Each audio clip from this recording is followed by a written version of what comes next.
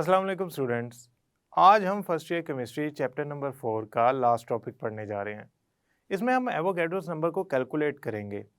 Avogadro's number को calculate करने के लिए हमारे पास volume of 1 mole of crystal given होना चाहिए और डिस्टेंस बिटवीन द आयंस मौजूद होना चाहिए। डिस्टेंस बिटवीन द आयंस तो एक्सरेज के जरिए निकाला जा सकता है। अगर ये चीज़ें हमारे पास गिवन हो तो हम किस तरह एवोगैड्रोस नंबर कैलकुलेट करेंगे, इसके लिए चलते हैं लेक्चर की तरफ। स्टूडेंट्स, एवोगैड्रोस नंबर क्या होता है?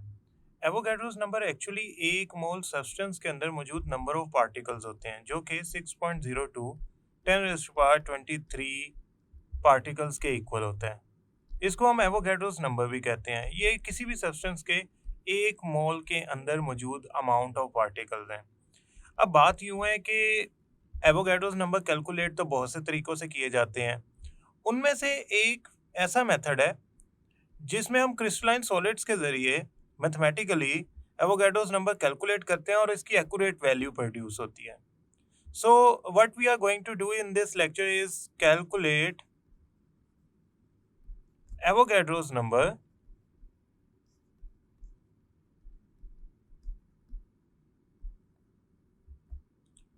by using crystalline solids. Now this is something we need to understand कि क्रिस्टलाइन सॉलिड के जरिए कैसे कैलकुलेट किया जाता है। देखें, आपको दो चीज़ें चाहिए अगर आपने एवोगैड्रोस नंबर कैलकुलेट करना है with the help of crystalline solid. आपको volume of 1 mole crystalline solid चाहिए। आपको क्रिस्टलाइन सॉलिड के 1 मोल का वॉल्यूम चाहिए। ओके। दूसरा, द डिस्टेंस बिटवीन एटम्स और आयंस चाहिए। द डिस्टेंस बिटवीन एटम्स और आयंस। चूंकि क्रिस्टलाइन सॉलिड में अगर आयनिक सॉलिड्स की बात की जाए तो हम डेफिनेटली आयंस की बात कर रहे होते हैं, तो वो हमें चाहिए। अब आप सोच रहे होंगे कि क्रिस्टलाइन सॉलिड का 1 मोल का वॉल्यूम कैसे निकाला जा सकता है। 1 मोल का मास तो हमें पता होता है, ठीक है। 1 मोल क्रिस्टलाइन सॉलिड से सोडियम क्लोराइड है या हमारे पास सीजियम फ्लोराइड है या लिथियम फ्लोराइड है, उसका मास तो हमें पता होता है 1 मोल का, जो उसके मोलर मास के इक्वल होता है। जो असल मसला होता है ना, वो हमें डेंसिटी का पता होना चाहिए। तो अगर मुझे डेंसिटी पता लग जाए ना किसी तरह हमारे गिवन क्रिस्टलाइन सॉलिड की, से गिवन हमारे पास लिथियम फ्लोराइड गिवन है, तो उसकी डेंसिटी पता लग जाए तो मैं वॉल्यूम निकाल सकता हूँ। किस फार्मूले से? Density is equal to mass per unit volume. अब मास ऑफ 1 मोल यानी कि मोलर मास डिवाइडेड बाय जो वॉल्यूम है वो हमने निकालना है, तो वॉल्यूम डेंसिटी की जगह चला जाएगा। तो मोलर मास को मैं डेंसिटी से डिवाइड कर दूंगा तो मेरे पास वॉल्यूम आ जाएगा। Distance between the atom of ions. This cannot be done by naked eye or by the help of your senses. हमें करना क्या पड़ेगा? इसके लिए एक्स-रेज एनालिसिस करना पड़ेगा। अगर हम एक्स-रे डायफ्रैक्शन टेक्निक यूज करते हुए दो आयंस या एटम्स के दरमियान स्पेसिंग निकाल लें, डिस्टेंस निकाल लें, तो हम क्या कर सकते हैं? हम अल्टीमेटली एवोगैड्रोस नंबर फाइंड कर सकते हैं। अब इसका प्रोसेस क्या होता है उसकी तरफ चलते हैं। सबसे पहले आपने करना ये है कि आपने 1 मोल जो सब्सटेंस है, क्रिस्टलाइन सॉलिड है, से लिथियम फ्लोराइड टाइप कोई भी चीज़ है, सोडियम क्लोराइड, उसका वॉल्यूम फाइंड करना है यूजिंग डेंसिटी। ये स्टेप नंबर 1 है। स्टेप 1। फिर दूसरे स्टेप में क्या करना है? आपने एज लेंथ फाइंड करनी है। Edge length. Now edge length किस तरह फाइंड होगी? जो वॉल्यूम आपने निकाला है ना, उसका क्यूब रूट ले लें, तो आपके पास एक एज लेंथ आ जाएगी। क्यों? वॉल्यूम किसके इक्वल होता है? Length multiply by length multiply by length. तो अगर आप ये एल क्यूब के इक्वल होता है, तो अगर आपको लेंथ ऑफ एज चाहिए तो आपको इसका क्यूब रूट लेना पड़ेगा। तो अल्टीमेटली आपकी ये इक्वल हो जाएगी सिंगल लेंथ के। ओके। अब ये जो एज लेंथ आई है, इसको डिवाइड कर देना है डिस्टेंस बिटवीन एटम से। उससे होगा क्या?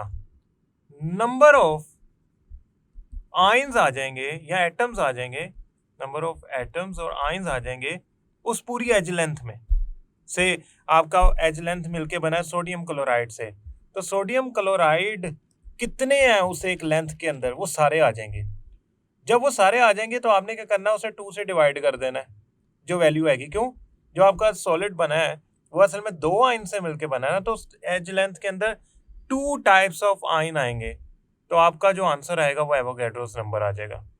नाउ अगेन वॉल्यूम कैलकुलेट किया बाय यूजिंग मोलर कैलकुलेशन, ठीक है, 1 mole mass divided by density, volume आ गया। वॉल्यूम का आपने क्यूब रूट ले लिया तो एज लेंथ आ गई। एज लेंथ को डिवाइड कर दिया डिस्टेंस बिटवीन द एटम से, जो एक्सरे के जरिए निकाला है, तो आपका नंबर ऑफ एटम्स या आयंस आ गए उस लेंथ के अंदर से।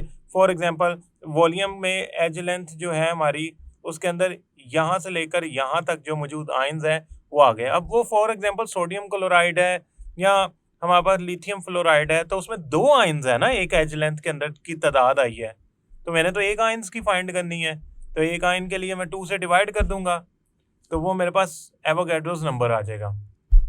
अब मैं क्या करता हूँ, एक एग्जांपल से आपको ये समझाने की कोशिश करता हूँ। This one is last example of this chapter. We have lithium fluoride.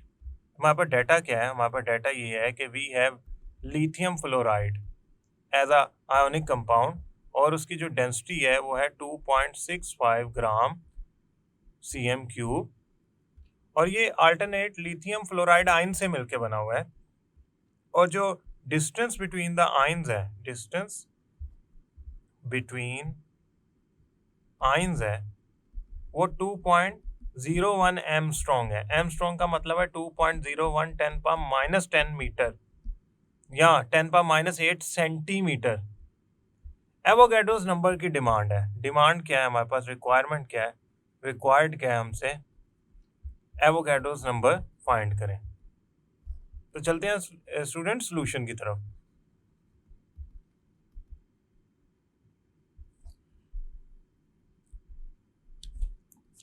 अब स्टूडेंट बात यूं है कि हमें लिथियम फ्लोराइड का वॉल्यूम फाइंड करना है। To find volume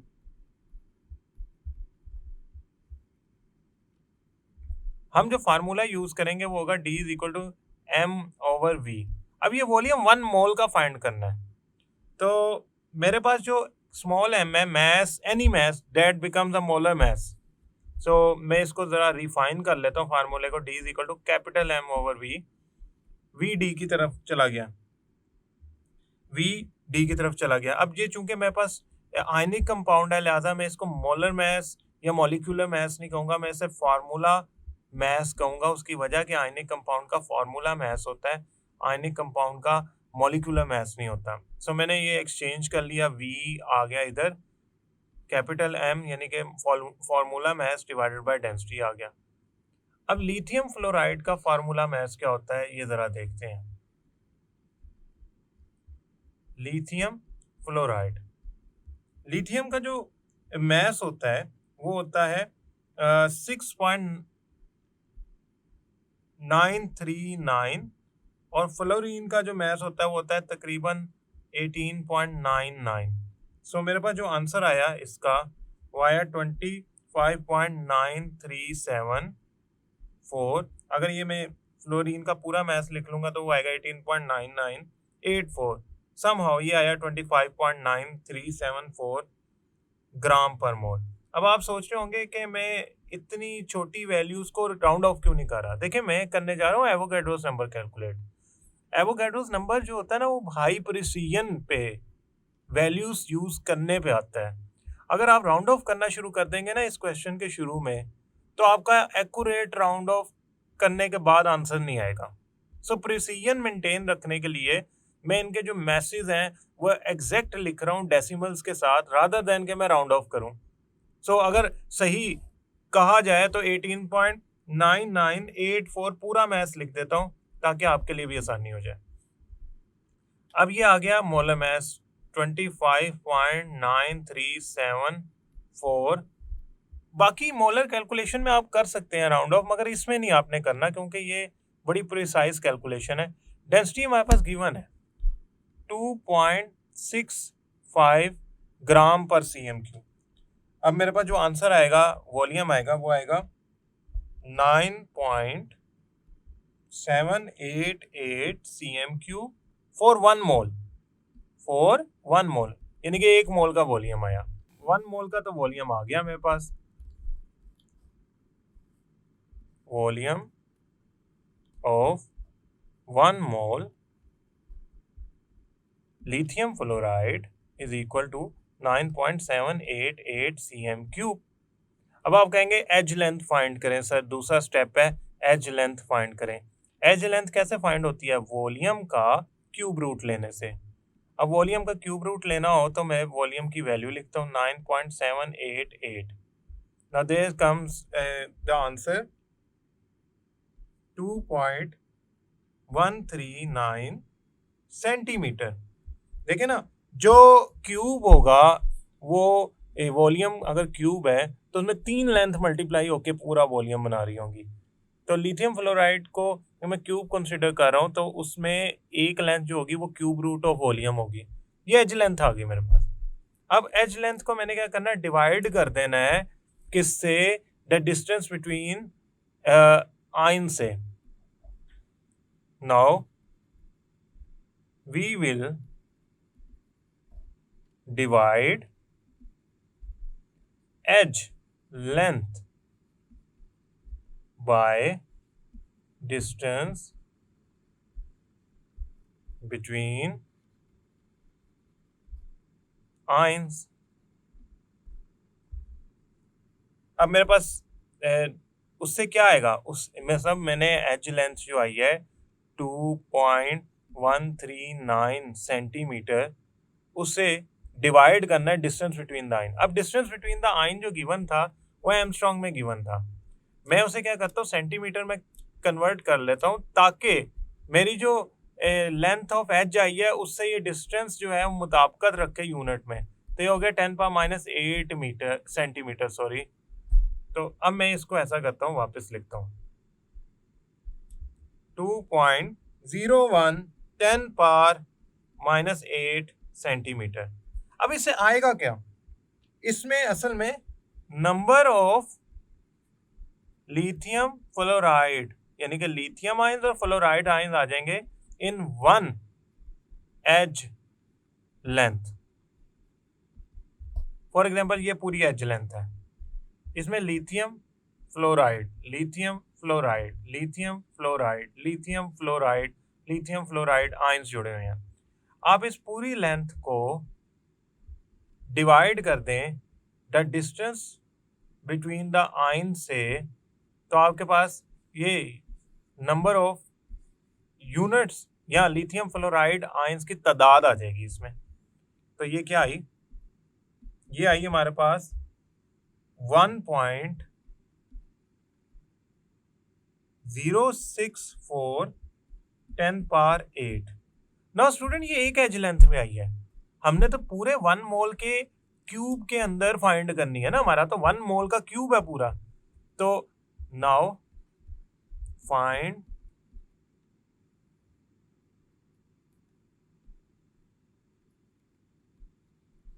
total lithium fluorides in cube. तो उसके लिए क्या करूंगा, जो मेरे पास वैल्यू आई है उसका क्यूब लूंगा, 3 टाइम्स करूंगा ना। एक एज लेंथ में इतने हैं तो 3 एज लेंथ में कितने होंगे, इसका क्यूब होगा। तो मेरा आंसर आया 1.204 10⁻24। Now these are the total lithium and fluoride ions in a cube. Total lithium and fluoride ions in a cube.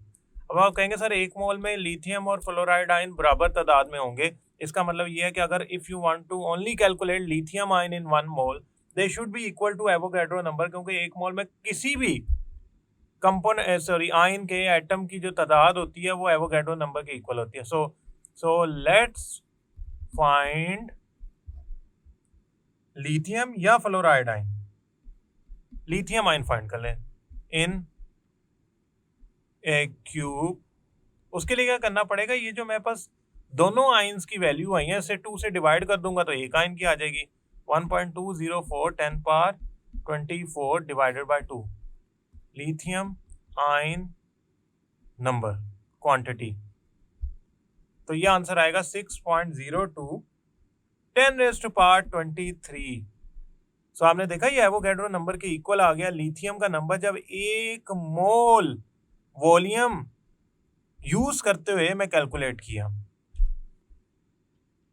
अब अगर मैं इसको आपको रिवाइज करवाऊं तो मैंने सबसे पहले क्या किया, मैंने सबसे पहले डेटा में से लिथियम फ्लोराइड की डेंसिटी कलेक्ट की और distance between the ions collect किया। डिस्टेंस बिटवीन द आयंस जो है वो मैंने सेंटीमीटर में इसलिए लिया ताकि मैं जो डिस्टेंस बिटवीन द आयंस है और जो मेरी वॉल्यूम से एज लेंथ आ रही है वो आपस में डिवाइड हो सके। फिर मैंने क्या किया, जो हमारे पास वॉल्यूम कैलकुलेट हुआ है, जो वॉल्यूम हमने कैलकुलेट किया है 1 मोल का वॉल्यूम कैसे कैलकुलेट करेंगे, फॉर्मूला मैस, मॉलिक्यूलर मैस नहीं कह सकता, मॉलिक्यूल में तो वो एग्जिस्ट नहीं करता, आयनिक कंपाउंड है, फॉर्मूला मैस होगा डिवाइडेड बाय डेंसिटी, तो उससे आया 9.788 cm³ वॉल्यूम इन 1 मोल।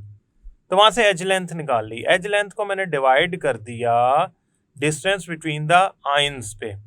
तो डिस्टेंस बिटवीन द आयंस पे अगर मैं डिवाइड कर दूंगा एज लेंथ को तो मेरे पास एक एज लेंथ के अंदर आयंस की तादाद आ जाएगी, दोनों आयंस की, लिथियम एंड फ्लोराइड।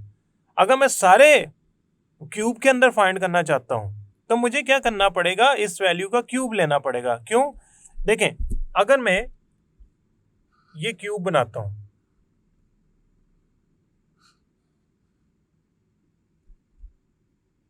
और इसको कनेक्ट करता हूं तो मैंने इस एज लेंथ की क्वांटिटी फाइंड की है, ये होगी L। और अगर ये वाली बात करूं तो ये इस लेंथ के बराबर होगी क्योंकि ये क्यूब है, तो ये भी L होगी और ये भी L होगी।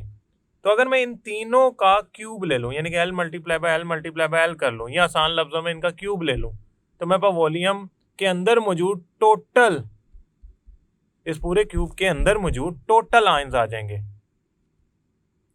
तो एक में इतने होते हैं, तो 2 लेंथ में, देन 3 लेंथ में, तो total lithium fluoride ions cube में आ गए। देन मैंने क्या किया, चूंकि ये मेरे लिथियम फ्लोराइड आयंस है ना कि लिथियम या खाली फ्लोराइड आयंस, तो मैंने इसको 2 से डिवाइड करना है ताकि मेरे किसी एक आयन का नंबर आ जाए। वो मेरे पास 6.02 10⁻23 आ गया। दिस इज लिथियम नंबर, या लिथियम नंबर आया जो कि एक्चुअली एवोगैड्रोस नंबर के इक्वल आया है। अगर आप फ्लोराइड का फाइंड करेंगे ना, फॉर एग्जांपल फ्लोराइड का आयन फाइंड करेंगे, उसके लिए भी इस वैल्यू को 2 से ही डिवाइड करना पड़ेगा। अगेन फ्लोराइड आयंस का जो क्वांटिटी आएगा वो सेम आएगा लिथियम वाला, यानी कि 6.02 10⁻23। क्यों, क्योंकि आपने जब इस नंबर को डिवाइड करना तो ऑटोमेटिकली आंसर तो वही आना है जो आया लिथियम का। So this is another way to calculate Avogadro's number if you know 2 things. वो कौन सी 2 चीजें हैं, हमारे पास जो पहली चीज थी वो थी कि volume of 1 mole crystalline solid पता हो और डिस्टेंस बिटवीन एटम या आयंस पता हो। वॉल्यूम डेंसिटी से पता लगता है और distance between ion x-ray. Students, हमने वॉल्यूम फाइंड किया with the help of density, वो 1 मोल सब्सटेंस। उसके बाद हमने क्या किया, एज की लेंथ निकाली, यानी कि एक साइड की लेंथ निकाली और उस लेंथ को डिवाइड कर दिया the distance between the ion से। तो हमारे पास नंबर ऑफ एटम या आयन आ गए उस लाइन के अंदर, उस एज के अंदर, उस लेंथ के अंदर। अब डेफिनेटली वो 2 आयन से मिलके बनी हुई लेंथ थी, तो हमने उसे 2 से डिवाइड किया तो एवोगैड्रोस नंबर आ गए। इसको मैंने डिटेल में डिस्कस किया आपको लेक्चर के अंदर। आई होप ये लेक्चर समझ आया होगा और आप ये कैलकुलेशन परफॉर्म कर सकते हैं। तो नेक्स्ट लेक्चर तक के लिए अल्लाह हाफिज़।